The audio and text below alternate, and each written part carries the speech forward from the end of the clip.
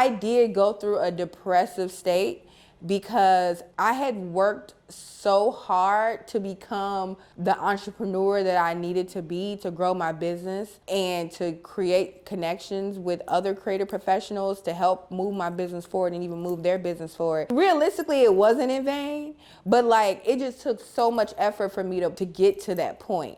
And then here I am now, not able to like maintain that pace. And it was devastating to me. It's really cool to acknowledge that, like, okay, the person that Jarnae was before Mackenzie, because I essentially kind of had to mourn that person because I couldn't show up the way that I was showing up before. It just required 110% of me, and I didn't have it to give at the time. Mackenzie was the only one who was obligated 110% of me. You know, I'm just so proud of myself, though, that I healed from feeling like I let myself down because I couldn't do all the things at the same performance level. That was a real tough pill for me to swallow, and I had to just accept where I was, which was being Kenzie's mommy and still leaning into my creative pursuits, my business pursuits, as much as the energy allowed me in one day. I would say my main thing that I'm still getting used to is sacrificing like my career as a, and this is making me so emotional, as a radio personality. Sorry. For the last few years of me being in radio, like being that radio personality, like that was my #1 title. Now my #1 title is being a mom, which I wouldn't change that for the world, and that has to take a back seat. Sometimes the opportunities aren't there, especially when you first become a mom. Like people look like, all right, we're not gonna give this to her because she's being a mom, like, or she's not gonna be able to make that, like, I don't know, things just different. People treat you differently. And I remember those things, like, for sure. Some days it's like, I can't see myself doing this long term just because being a parent means more to me than, you know, my career does. And I don't know, I wanted myself to go further with this before I became a mom or before I dedicated myself 100% to another human being, because I haven't even reached my ceiling yet as far as being a radio personality. But you never know, things could possibly get better or things can transition for the best. Like I feel like I'm in a great space with being a mom, in a great space financially now, finally. I feel like that motivated me, being a parent motivated me to like really go after the bag. So I feel like we're set, like me and my child, like we're set. He really brings like pure happiness to my life. Like I know for sure that this person right here loves me to death no matter what. No strings attached, like no reason, no other, you know, reasons to hold on to our relationship other than, you know, me being his mom. So that feeling alone, like just having a little person to like just share your love with is undescribable. It's been a challenge, honestly. Like I've been in a space where I've been focused on a motherhood majority of the week. So during the week, I don't really work as much. And unfortunately, I have to work over the weekends. And that was something I prided myself on not doing. I was like, oh no, I need my weekends. But now it's completely shifted. And it makes me like emotional inside because I just opened up about this to my mom about feeling like I don't have time to do the things that I want to do with my son, like especially over the weekends. But I know that I want to say sacrifice, but it's really obedience to me. It's being obedient in what I'm called to do in this season right now. I know that it's going to be worth it in the end. 2021, I was a survivor of gun violence, so I was actually shot driving home with my son in the car, and I lost all mobility in my lower region in one leg for like 6 months. And that was at the time that my son was learning how to walk. Like I couldn't drive. My village really had to like meet me where I was. I mean, like dropping off groceries, dropping off Pampers. Like the people in my doctoral cohort bought my baby a new like car seat. It was just very much like holding me up. My mom is always like, it's just because you give so much like love to people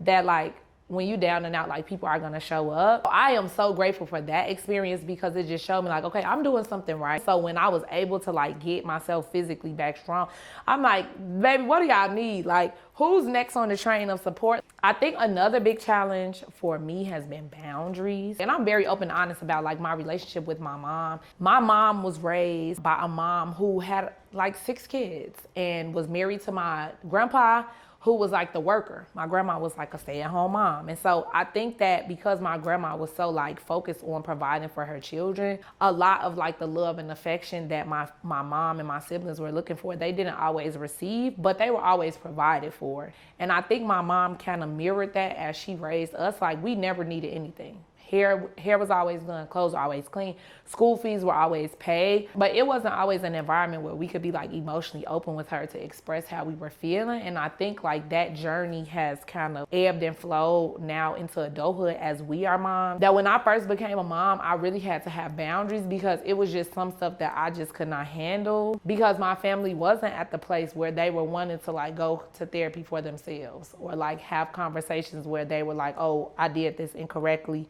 Apologies were far and few. And I just knew that like I have to be my best self to be a mom. So I had to really like set boundaries.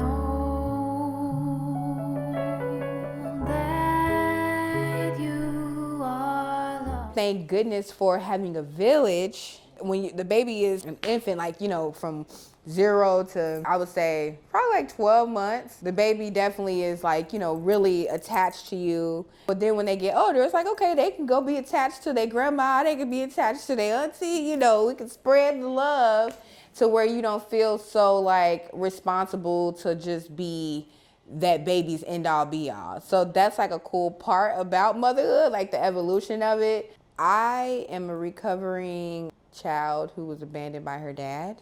My dad moved to California when I was probably like 6, and we never had a consistent connection. Like, I always knew that was my dad. Like, I always loved him deeply, and like we did have a good connection, but like physically we were always in separate states, and my mom would fly me out there, and he actually didn't visit like never basically, but I would mainly go out there to him. And so, you know, just really feeling disappointed by him consistently, like not having that support.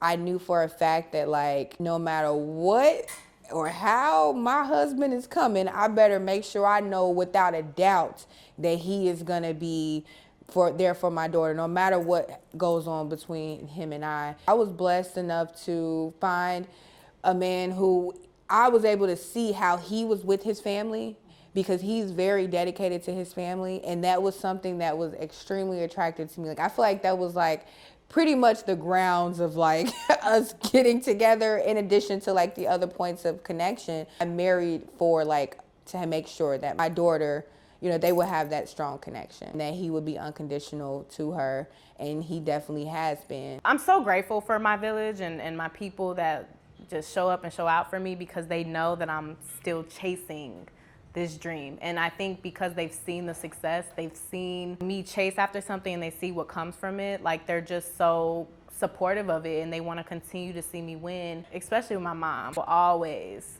give so much credit to my mom. Like, my mother is so supportive. Anything that I say I'm gonna do, she'll be like, okay, I believe it. Like, she's just so supportive of it. And she sees the vision for me in terms of just like, whatever you need, I got you. Anytime I need her to watch Caleb, like if I have business to do, or like, she's just always down to watch him. And I think ultimately support is important, and I don't take it for granted, because not everyone has that. And I really lean on my support, because it is hard for me, and I'm learning to ask for help. I think I like to take on everything. I don't like to be a burden on people. And that's something I've shared recently too with a lot of people, is like, I don't like feeling like a burden. So if I don't ask for help, it's because I genuinely like feel like if I ask you for help, that I'm like putting weight on you in some way. And so I think knowing that I have the support that I do, and knowing that they want to be in my son's life just as much as me being his mother is in his father's in his life, like it makes me happy to know that I don't have to do this on my own. I would say support has been the thing that has gotten me through. It's been that thing that has helped me navigate through this journey of just entrepreneurship and motherhood. It's been the thing, honestly, that support.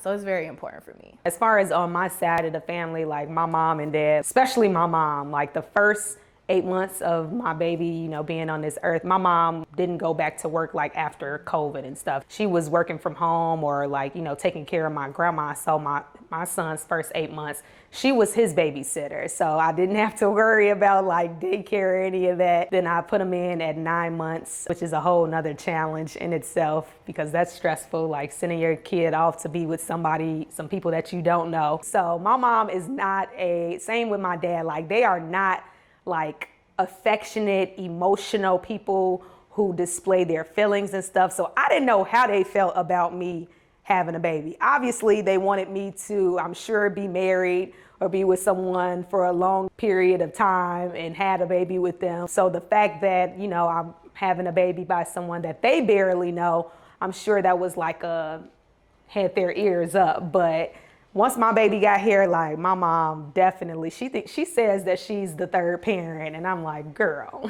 And then with my dad, like my dad was scared to come around like my baby at first because COVID was still happening. So he would come over at times with his mask on, or, you know, he'll just FaceTime us. But now all the time, like he calling every day or every other day, speaking to my baby, seeing him on FaceTime, or even just showing up. Like I'm downstairs, like, you know, I'm trying to see him. And now he started babysitting them too. So definitely on both sides of the family, everyone really loves my baby. My friend just said, like, when people you love show love to your kids, that's the best feeling in the world. Yeah, it's easy to love somebody. You don't have to technically love the people that's connected to them. But when people love you as much as they love your kids, like, that's a great feeling to have.